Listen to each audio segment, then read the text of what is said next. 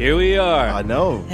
Co-host. It's just you and me. That's right, buddy. Mommy and Daddy are gone. Oh. Take those old records off the shelf. Yes. Slide around the floor in our underwear. Put the needle on the record. Put the needle on the record, and the beat goes like that. It's funny because only you and I know that song. I know. So, That's fine. You know what? Who needs Corey and Cyrus? that's right. Who does need them? You know what? All they do is gum up the works and make these reviews last way too long. That's very true. But you know what? I actually did need Corey, though. I actually needed the equipment to do this shit on. Because if you can't tell, I got that old school jam box that you used to get at the flea market with all the Christmas lights on it. You know the one that had the giant TNT stick on the top? That's right.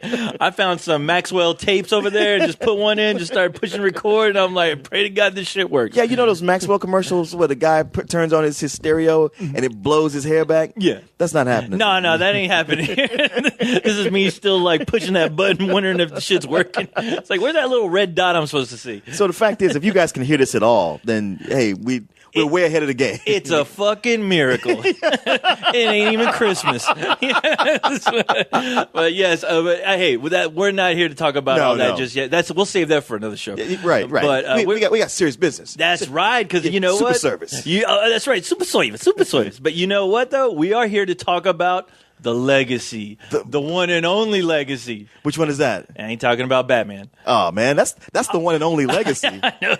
Well, you know what? I mean, you don't mean Tron legacy. Do you? You know what? Pretty close. I'm talking about the Bourne legacy. Oh my God, this guy has like a snail trail of legacy that shit. Bourne himself don't even have to be involved anymore. That's true. And appearing as Matt Damon, his driver's ID photo every 10 minutes. Oh yeah, the funny thing, I was looking. Okay, of course, if you're not that bright, we're talking about the Bourne legacy right now. That's the movie we're going to get into. The fourth movie in the series of Bourne movies. That is right. It is now. It would now be considered a quadrilogy. Is that a word? Alien made it a word, so I'm sticking to it. Okay, yeah. fair enough. 20th Century Fox made it up, so hey, why not? I just figured it's a series at that point, but okay, quadrilogy. Well, hey, that's simpler. Whatever. Well, because it took me a while to learn that word. Yeah. But this is the fourth in the series, and of course, it's supposedly supposed to be about the Bourne legacy. But right. It's kind of like it's more about the pictures of Matt Damon in this movie. You know what? I will say that it is true to that name, in as much as they're saying like, hey, it's not just Jason Bourne. There's a lot of, these kind of super hyped up agents that we've had, and maybe we could tell the story of another one who's out there. Exactly. Yeah. It's like, wow. What if there was more than one Captain America out there? Right. What could we possibly do with that story? Let's try to make something like the first one and just throw it out there to the people. If they bite, they bite. If they don't, whatever. You just hit on something, because that's one of the problems with the Bourne series. As much as the first, what was the first one called? The Bourne Identity. Bourne Identity. And everybody was like, man, I think this is going to be the new James Bond. And I was just like, you people need to settle down. You know what? It in a way, it kind of was. Well, it was a new way of doing spy thrillers that was more realistic than Bond, and Bond kind of stepped that way. It's like, all right, I get the message. Yeah. But the thing is, when you see one Bourne movie, you kind of seen them all. I sort of see what you're saying, because every time I try to think back, they all start to like roll around and get meshed into one. And if I said, what's the plot of a Bourne movie, you say, oh, well, it's this. And I say, what's the plot of the next one? Oh, well, it's pretty much the same. Yeah, it's Jason Bourne running the fuck, trying to get the fuck away from these crazy ass CIA people. Yeah. But I mean, when you think about it, though, I mean, it is one of those series that I'll give it credit. I'll give credit where credit is due. It's the one series that made James Bond go, blimey. Right. Where James Bond had to up his fucking game. True. Because I remember when that first James Bond came out, everyone was like, it better be as good as those goddamn Matt Damon movies, that Bourne Identity series. And it was. And it really did. Because it was on, as much as, because that last one with Pierce Brosnan was on TV the other day, and I was watching, I was like, you know what, man, I still have fun watching this movie, but I guess it was kind of like, if it stays on this slide, you won't be able to distinguish it from Austin Powers after a while. Oh no, and that's the thing. So it needed that kick in the ass. It really did, and you know what? And this series brought it. And you know what everyone's hoping for right now is, does this one do the same? Right. And you know, before we get into that, we'll tell you what the movie's about. Are you going to tell them? Because I got to be honest, man. That first 30 minutes of this, I was like, it took me a while. It's like everybody's talking, is serious about something, and talking about things. And I'm kind of like, you know, I'm there. I'm like, you know, you don't know something about it first. You let it come to you. It was about 25 minutes into it. I had to stop and go like, you know what?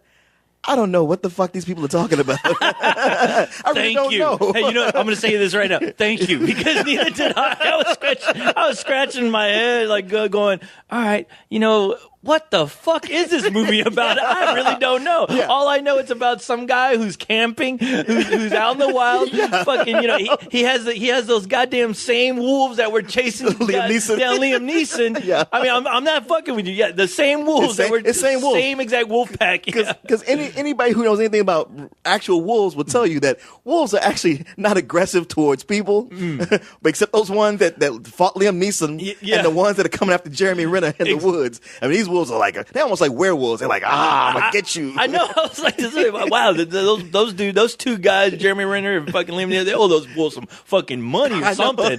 I mean, it must be all that fucking super serum shit that they're getting somewhere. I don't know. You got to go out of your way to find that shit. But Jesus, but yeah, I mean, that's how it starts off. It starts off with a camping trip with Jeremy Renner, where we're seeing him do these, you know, crazy super survival skills. You know, he's jumping across mountaintops.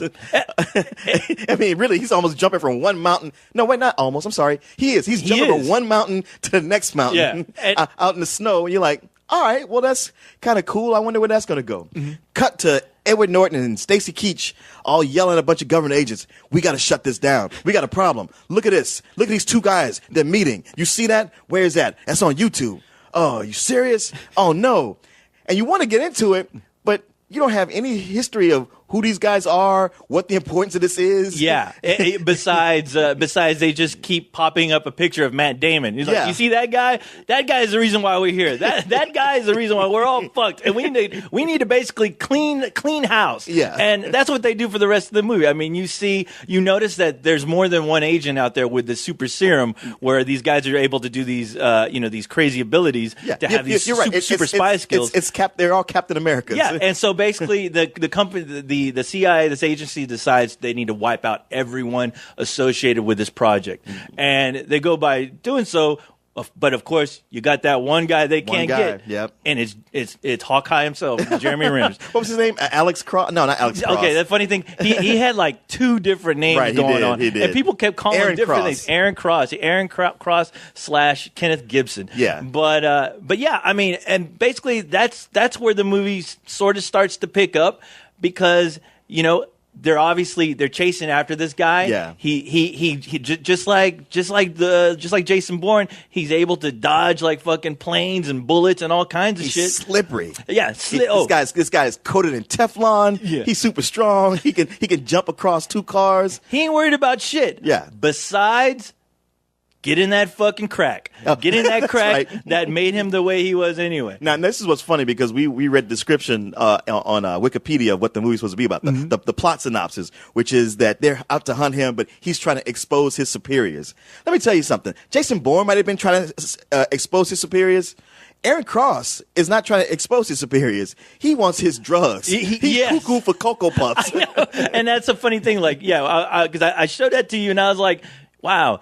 This Wikipedia is the worst entry ever. I don't know who decided to put this on there, but it is not the plot of the movie at all. Yeah, he's looking for this shit. He's going out of his way to look for this shit. So much so that he tracks down Rachel Weisz. Rachel Weisz. Yeah, she was one of the scientists working on this, and one of the better scenes in it because the movie's kind of dull for the first hours. Like not much is happening. I mean, it's a lot of talking, a lot of drama, but I'm like. Do they know this is supposed to be an action movie? Yeah. And then you have a scene where this actor, I can never pronounce his name, Zejko Ivanek, and you've seen him in everything. Mm-hmm. He goes postal on all the other scientists.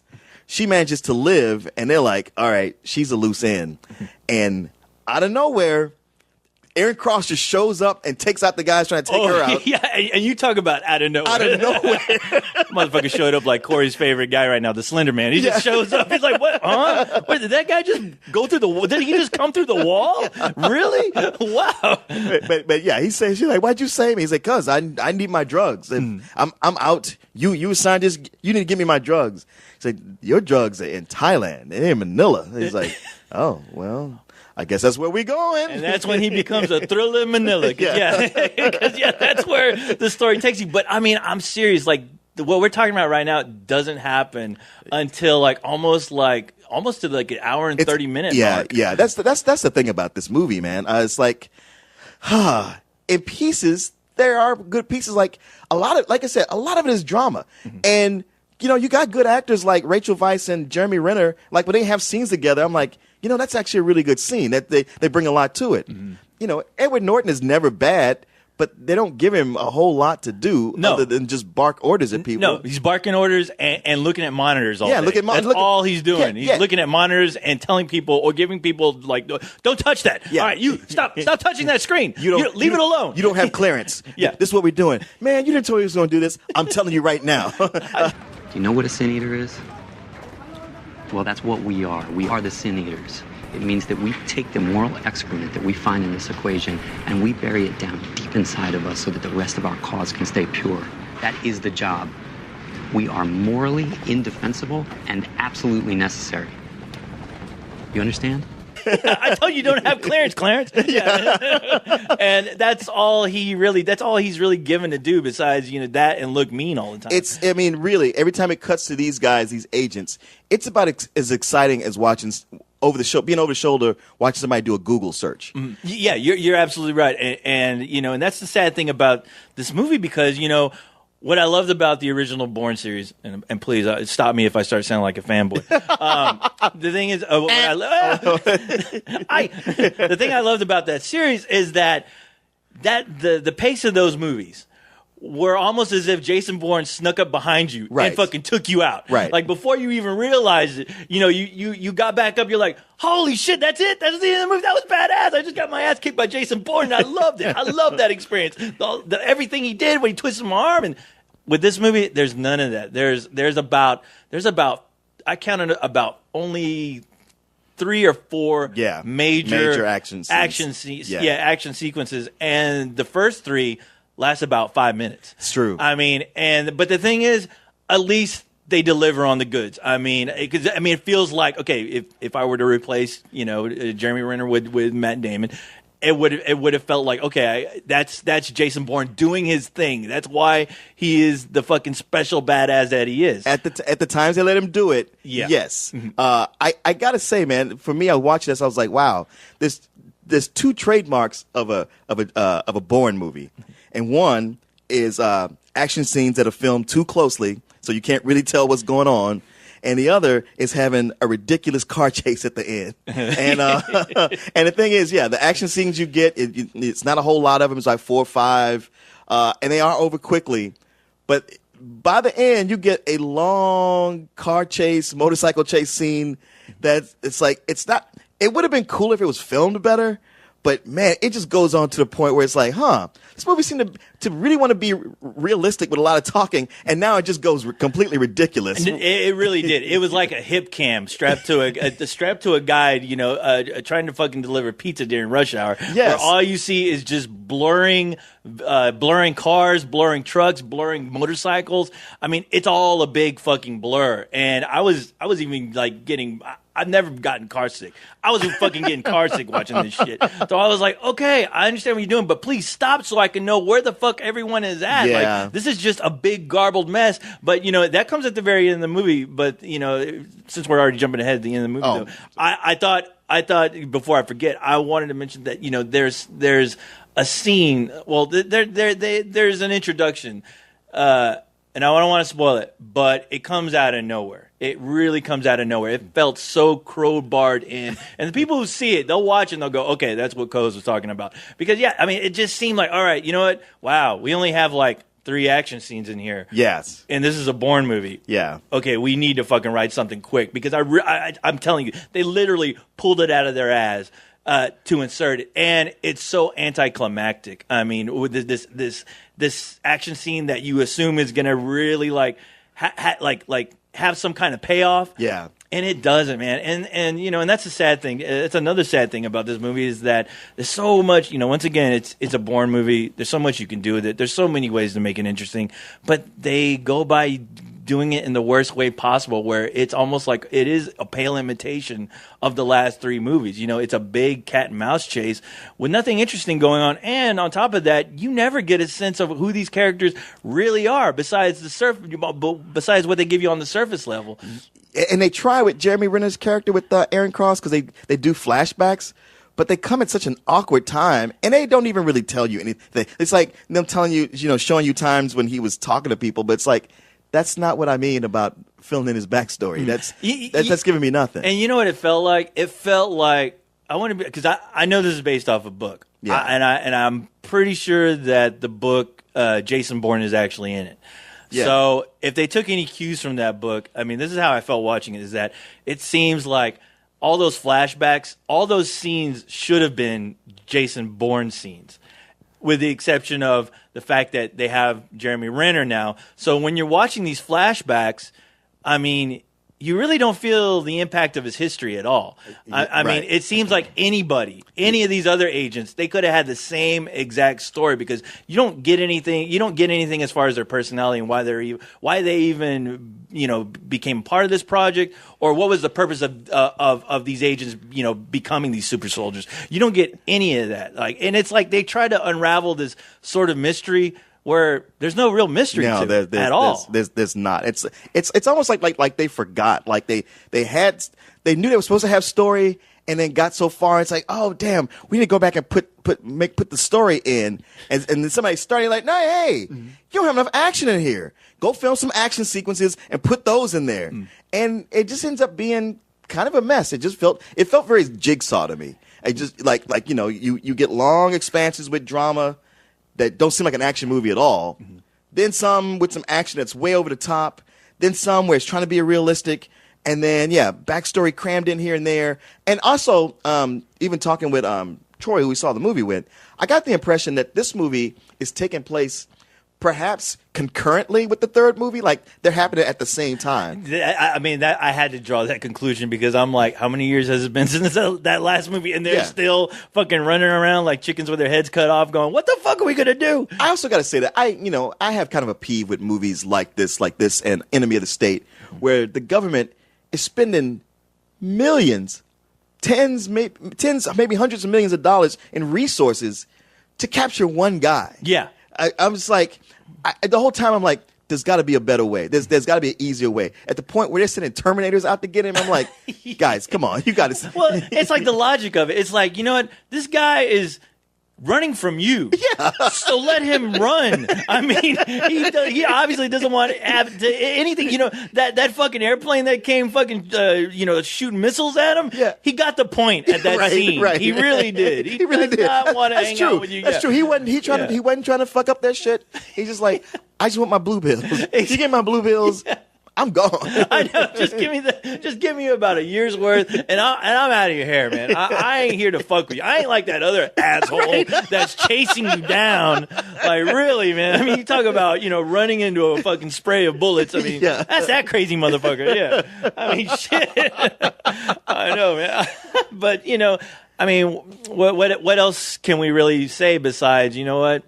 I was disappointed. I really was. I mean, as much as it's one of those things where I kept thinking, it's been a while since I actually seen the entire trilogy. Yeah. And I wanted to do that, before I saw this, but I didn't have time. Right. So I'm just like, all right, you know what? It should entertain me regardless. Maybe it'll clue me in about the stuff that happened in the last one, and you know what? It didn't. Wrong. I was really wrong. Know what everybody's. Yeah. Okay. They keep talking about these companies, Featherstone, Treadwell. I don't know. Firestone, and all these tire companies are coming in. Oh, these two guys are talking. That's bad, man. That's awful. Wait, why is that awful? I don't know. Where's that chart? But and I'll just go ahead and give my review. It was just another excuse to make a sequel that, you know, really they didn't need to be one. I understand they're still trying to give this series some legs, but, you know, when fucking Matt Damon pulls a Jason Bourne on you, you know, and he's trying to get the fuck out, and it's like, hey, I'm done with this shit, all right? And he's beating up people to say, hey, I'm done, all right? We can't do this shit forever, all right? It's going to get stupid. This is a good reason why. I mean, I don't know if he actually got to see the script, but if he did, he'd be like, what is the point of this? What's the point? Yeah, because, I mean, it's just, it is just an excuse for them to continue the series, to make money into it, because, you know, there's nothing about this movie that they tried to make interesting at all. You know, I'm just going to give it a rental. Yeah. Because as much as I think I'd like to give it probably some old bullshit, I have to admit that, you know, when the action scenes did come in, they were really well done. And the fact that, you know, just Jeremy Renner, he really did hold my interest. Because that's another actor where I'm like, wow, you know, I've never really seen this guy really do his own thing or convince me that he's like an all-out action star, you know, because I really don't count The Hurt Locker too much. Okay. I never considered that like an action film. No, you're right. It's not. But I mean, with this guy, I'm like, you know what? I liked him. He held my interest, but he didn't have anything to work with in this movie, so it's just getting a rental. I suppose Mission Impossible 4 is when he convinced me that, like, hey, this guy can be an action star, and he does prove that he's got the chops for it in this. But you're right, disappointment. I was not so much disappointed in that I expected more from a Bourne movie, but I'm disappointed because I wanted something more for Jeremy Renner, because he's one of these guys who I've like watched him like be a struggling actor who could have made it, but didn't, and now suddenly, you know, he's later in his life, he's starting to get all this stuff, and I'm like, man, good for you. I want everything you do to work out, and I wish this could have been one of those. The movies, like I said, the movie's patchwork, honestly, the first hour of it, I was like, man, if I was Derek the film critic, I'd go like, maybe you should name it the Bourne the Bourne Supremacy. There's going to be about 20 people saying that. I know, exactly. But yeah, the first hour of it, I just thought was kind of dull. And yeah, it does pick up. It's only because of Jeremy Renner and Rachel Weisz that the two of them they genuinely held my interest. Well, the movie starts at that point. It really does. That's when it starts. You're right. And then, you know, ultimately you get to the end, like they clearly must want to make another movie because they barely resolve anything. They set up a lot of stuff and only resolve one thing, and even that you can see how, wow, you can completely undo that with the next movie, just like y'all did with the second Bourne movie. So it's just an excuse to keep it going. I'm with you, man. It's just a rental. That with that ending though, it's like, you know what?